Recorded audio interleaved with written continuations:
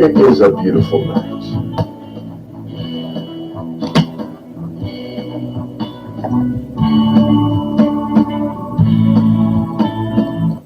Hey guys, sorry for the technicalities here. I'm sorry, we are not NBC, CBS, or ABC, but maybe we say thank you for not. Let me test the microphone power tonight for you guys. All right, really quick.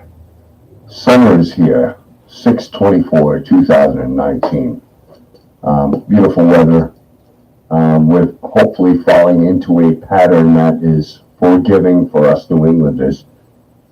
Meaning, us New Englanders, we never complain about anything. Nothing. I mean, everything is fine.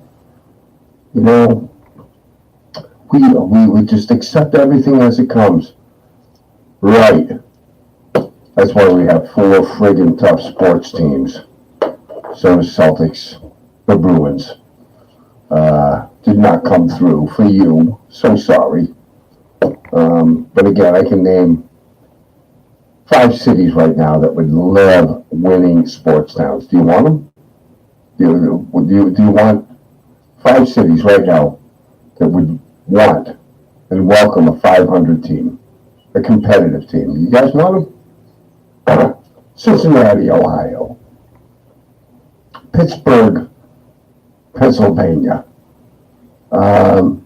New York City, outside of the Yankees, give me a break. What do they got? Okay? I got a dude walking around here. He's making me nervous. I may have to let the dude out. His name is Mr. Marcus. Let's see. What was that? 3? Kansas City, Missouri. Come on. Let's see. We got Pittsburgh, Cincinnati, Kansas City.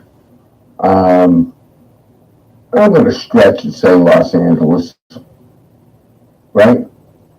Whatever teams they have this year. Yeah. And let's see. And that includes Oakland. But just really, teams and cities that you can't match the sports hub, which is New England. Good evening, everybody. Cities and suburbs, 6/24. Only going to go for a couple seconds. Means that's just a couple of seconds because I just want to let you guys know, those who follow my channel, this summer I'm going to be doing more videos than live segments. And I may do a live once every week or once every week and a half, but the videos are a little bit better quality, but also allows you guys to click in, chime in when you want. Because you're not going to be here landlocked. You're going to be in the ocean, doing what you're doing. And it's the summer. Get out there and friggin' enjoy it. Again, the Red Sox lost 1 out of 2. I mean, they won 1 out of 2 at home against the Blue Jays. Come on. Anyway, Union Station. Again, listening to the show that I listen to weekly.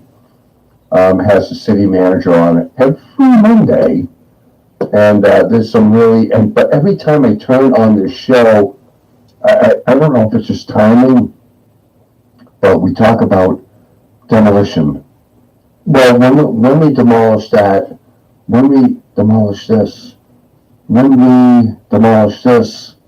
I can't. I mean, and I'm all about moving forward with any city, but demolishing, density.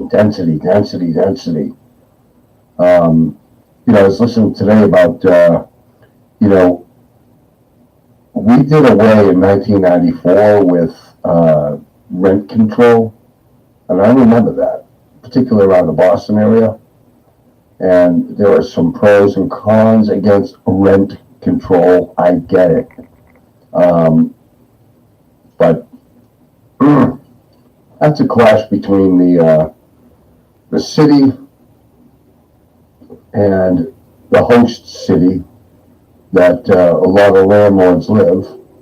And I'm going to charge this much because of this. I'm going to charge this much because of this. But, the sector is not paying the income to people who rent to be able to afford that. So it's the gentrification. Well, you know what? You can't afford it. See you later. We'll get someone that's, can afford that $7.2 million condo on the waterfront. Yeah, and you can skimp over to Webster, Mass. Webster, Mass, man, it's a nice town. It's a beautiful town, but a lot of people are moving west now to avoid expensive rent. So rent control, I'm going to look at, I'm just going to call it a word because I don't really know what rent control means. Economically, politically, socially. I'm not going to speak to that tonight. But, given the demographic area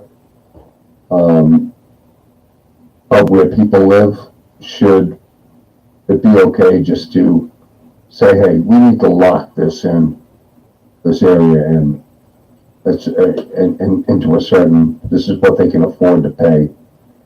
I want to stay away from public housing. I hate public housing, man. I was driving into Worcester today. I'm looking at these high rises that adorn Worcester or any city. You go to the Bronx, you can go anywhere. And, a lot of those beautiful high rises, with the red light blinking on the top of them so an airplane doesn't hit it. Public housing. Okay, when we raised the housing slums, we just, went with the density factor, can't expand this way, so we went up this way. But it's all public housing. And, man, oh man, something's got to change with housing. We're sending the wrong message to people, I think, where they should live, where they can afford to live, and the such. So Union Station, well, it's been entombed.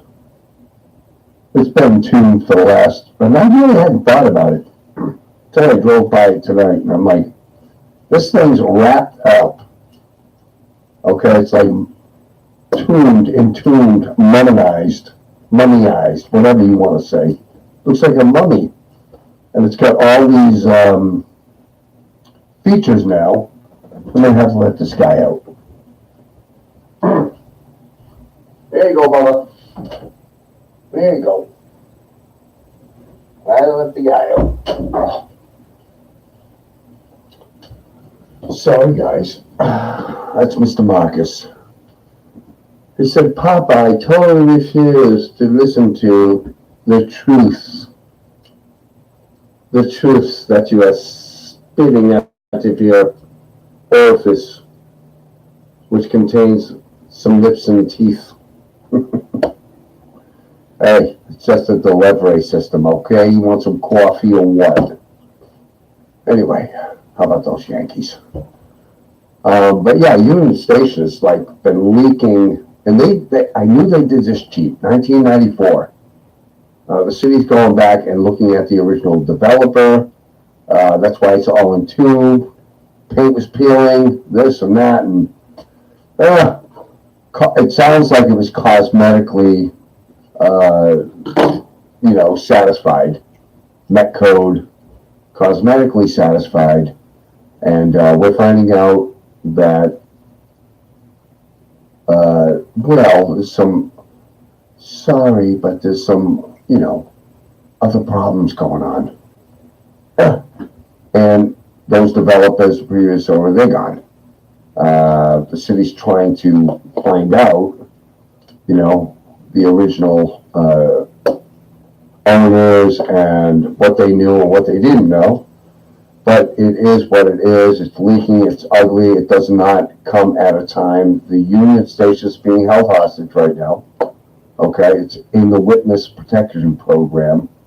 And, you got to think Worcester Station, Worcester's Union Station is the, uh, not only the Renaissance piece of Worcester, it's right there on 290, but it also tells a tale of what happened to Worcester.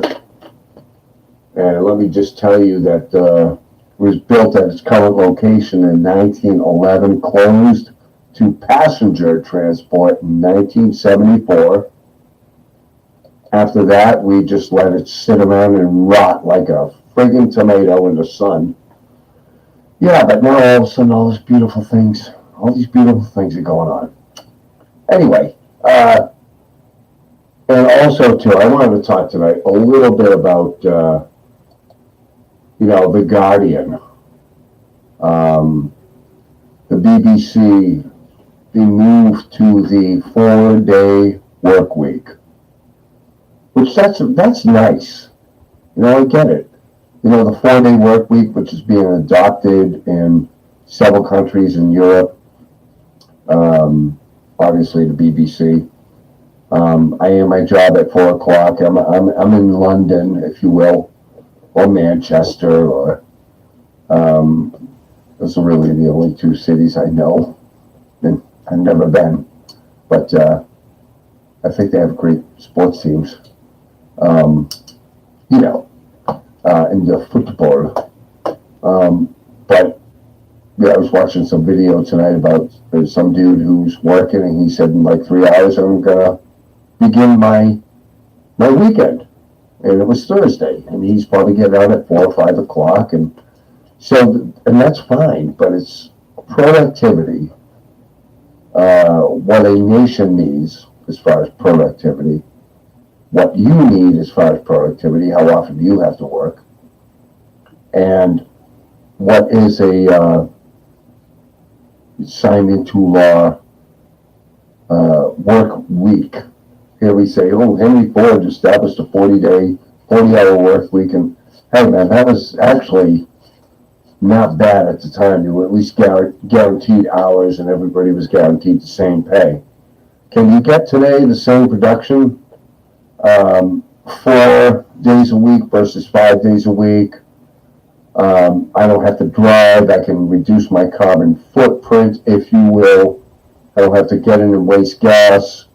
But I'm reading a lot of these articles, what people are doing if they have that extra day off. And the study is, will they be doing something that's not good for the economy, or will they be doing something that is good for the economy? What is their carbon footprint? Yeah, you're going to reduce your carbon footprint. There's studies that say that, you're going to spend more time with your family, you're going to relax, you're going to be unplugged from social media. I relate to that. I totally relate to that. But there's also people that work in jobs that they need to work and grab the hours whenever they can. So 4-day work week, I don't know anybody like that. I have friends that are contractors, and even myself. I'm thinking tonight, well, if I work 4 days a week, well, that fifth day, I'm probably home doing case notes. I'm not sticking the coconut and the umbrella in the drink and kicking back. I'm just not. I don't think I think it's cultural. I'm all for it. If you can figure out how to get the job done. In my occupation, we work with so many businesses that are open 24/7. Okay, 4-day work week. Yeah, makes everybody relaxed and doesn't overstress everybody, and I don't know where it comes from. Anyway, so that Union Station is bleeding. Flint, Michigan still has a nasty, nasty water problem going on. Class action suits all over the place. I'm going to share this stuff on my cities and suburbs page, but when they ever turn to the Flint River for water after digging pipes from Lake Huron, I mean, you can just go on and on and on. The Flint Water disaster. Man, I have some videos to show you guys, man. Um, man, oh man. I get so, talk about the 40-hour work week, you know. It's certainly, we had top officials testifying to the fact that, yeah, um, we were just poisoning people, basically. And this is not a liberal point of view. This is about quality of life. Okay? It doesn't matter. It's not about money. Quality of life. People are going to live where they can afford to live. We need affordable places. We need good water. Where I live in Charlton, Massachusetts, by the way, our water is terrible. I open up the taps. It stinks. I can't drink it. So I've got calls into our management company. I would not drink it. I already have enough eyes. The eyes have it, and I don't need another one. But anyway, guys, hey, listen, I am going to ditch out, and I really, really, totally appreciate you guys tuning in tonight. But look for our videos from cities and suburbs. And anyway, have a great, safe summer. Feel so bad for those bikers up there in New Hampshire. Needless. And that's all I'll say to that. So you guys have a great 4th of July. I'll be coming at you with some videos and post and comment. And what would you like to talk about? Okay? What would you like to talk about? It's all open here. Okay? Thanks a lot. You guys take care. Take care.